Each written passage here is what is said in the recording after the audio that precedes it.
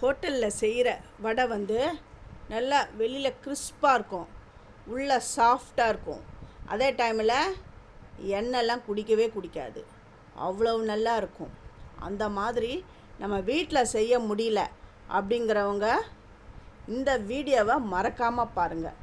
நேற்று நான் போட்ட இந்த வீடியோ கொஞ்சம் டெக்னிக்கல் ப்ராப்ளம்னால நல்லா பிளர்ராக அப்படியே காமிச்சிடுது.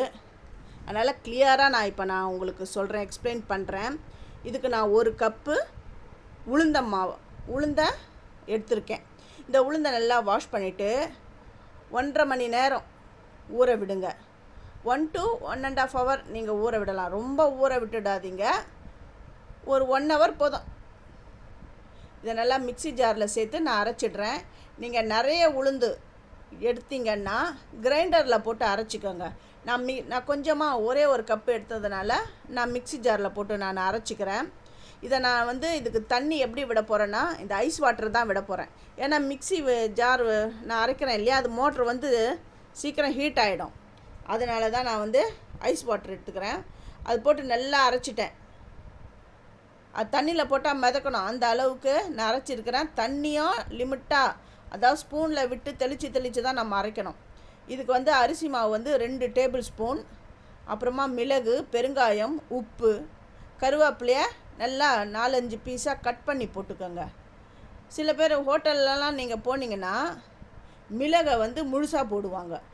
நம்ம வீட்டில் போட்டோம்னா அது எல்லாம் குழந்தைங்களாம் எடுத்து தனியாக வச்சுடுங்க. அதனால தான் நான் வந்து பொடி பண்ணி போட்டுக்கிறேன். இதை நல்லா ஒரே பக்கமாக நல்லா பீட் பண்ணணும். நல்லா பீட் பண்ணிவிட்டு இது பாருங்கள், இந்த ஐஸ்கிரீம் அந்த ஸ்க்ரூப் அது தான் எடுக்கிறேன். இந்த ஸ்பூனில் தான் நான் வந்து போண்டா போட போகிறேன். இது தட்டி போட்டால் வடை, இப்படி உருட்டி போட்டால் போண்டா, அவ்வளவுதான். இப்போ எண்ணெய் அடுப்பில் வச்சுருக்கேன். எண்ணெய் காஞ்சிடுதான்னு பார்க்குறேன். ஒரு சின்னதாக ஒரு பிட்டு அதை போடுறேன். அந்த மாவை கொஞ்சம் கிள்ளி போடுறேன். அது வந்து நல்லா இதுவாகலை, குக்காகலை. அப்போ எண்ணெய் சரியாக இதுவாகலை, எண்ணெய் நல்லா காஞ்சிடுது. இப்போது கொஞ்சம் டைம் விட்டுட்டேன். இப்போ எடுத்து இந்த ஐஸ்கிரீம் அந்த ஸ்பூனில் எடுத்து கொஞ்சம் கொஞ்சமாக அந்த போண்டா போடுறேன். நல்லா ஒரே அளவாக வரும். அதுக்காக தான் இந்த ஸ்பூன் நான் எடுத்திருக்கேன். நீங்கள் குழம்பு கரண்டி சின்னதாக இருந்தால் கூட அதை கூட எடுத்து நீங்கள் இந்த மாதிரி போண்டா போடலாம். ஒரே அளவாக வரும். அதுக்கு தான் ஃபஸ்ட்டு என்னுடைய வீடியோவை பார்க்குறவங்க சப்ஸ்கிரைப் பண்ணலைன்னா சப்ஸ்கிரைப் பண்ணுங்கள், ஆல் என்ற ஆப்ஷனை தொடுங்க. அப்போ தான் நான் போடுற ஒரு வீடியோவுடைய நோட்டிஃபிகேஷன் உங்களுக்கு காட்டும். உங்களுக்கும் யூஸ்ஃபுல்லாக இருக்கும். நிறைய ரெசிபீஸ் வந்து இது வந்து ரொம்ப செய்ய முடியாது அப்படின்ற ரெசிபீஸ்லாம் நான் வீட்லேயே ரொம்ப சிம்பிளாக நான் செஞ்சு காமிச்சிருக்கேன். நீங்கள் என்னுடைய சேனலை ஒரு தரம் போய் விசிட் பண்ணுங்கள். உங்களுக்கு பிடிச்சிருந்தா உங்கள் ஃப்ரெண்ட்ஸுக்கும் நீங்கள் ஷேர் பண்ணுங்கள், அவங்களுக்கும் யூஸ்ஃபுல்லாக இருக்கும். இந்த போண்டாலாம் நல்லா ஃப்ரை ஆகட்டும். அடுப்பை வந்து மீடியமில் அதில் தான் வைக்கணும். இது வந்து கோல்டன் ப்ரௌனில் வரணும், அந்த அளவுக்கு இது குக் ஆகணும். கோல்டன் ப்ரௌன்னா இந்த மாதிரி இல்லை, இன்னும் நல்லா டார்க்காக வரணும். அதுக்காக நல்லா தீச்சி வச்சிடக்கூடாது. அது என்ன கலரில் வரணும் அப்படிங்கிறதையும் காட்டுறேன் பாருங்கள். இந்த கலரில் வரணும். இப்போ இதை எடுத்து வச்சிடுறேன். இப்போ அடுத்த பேட்ச் நான் போடுறேன். இதெல்லாம் எடுத்துட்டு அடுத்த பேட்சும் நான் இதில் போட போகிறேன். இது நீங்கள் உங்கள் வீட்டிலே இதை பர்ஃபெக்டாக நல்லா பண்ணலாம்.